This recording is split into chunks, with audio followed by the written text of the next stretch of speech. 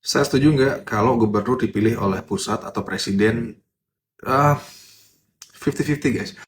Saya tuh isunya bukan di sana. Menurut saya itu isunya ada di mekanisme pelaksanaannya. Jadi saya sih menghendaki ya, misalnya, bantu mikir. Gimana kalau kotak kosong itu tetap ada? Jadi kotak kosong tidak hanya muncul ketika pasangannya tunggal.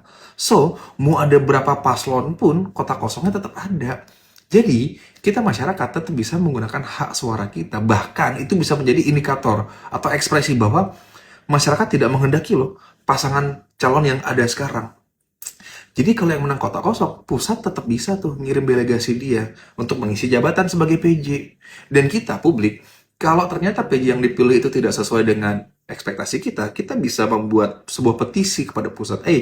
Pusat PJ yang A kurang, ganti dong. Terus kalau bisa diganti gimana? Beneficial dong. Kita bisa mencicipi beberapa jenis kepemimpinan di satu periode kekuasaan ketimbang kita terperangkap pada paslon yang ya gitu, oke?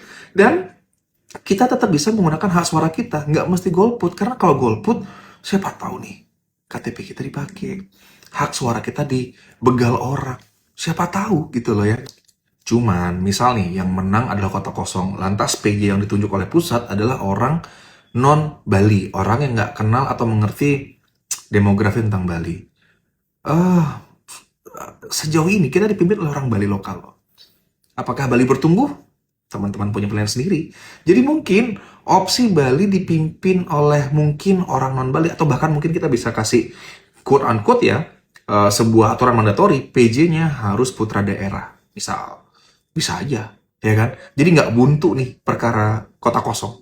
Jadi balik lagi, saya bukan expert di bidang hukum. Teman-teman yang ngerti hukum, tolong komen, tolong komen. Apakah ada basis hukumnya? Apakah ada pasal yang mendukung ataupun mungkin melarang? Ada bottleneck-nya nggak? Ini forum diskursus, oke? Peace. Tulis pendapatmu di kolom komentar.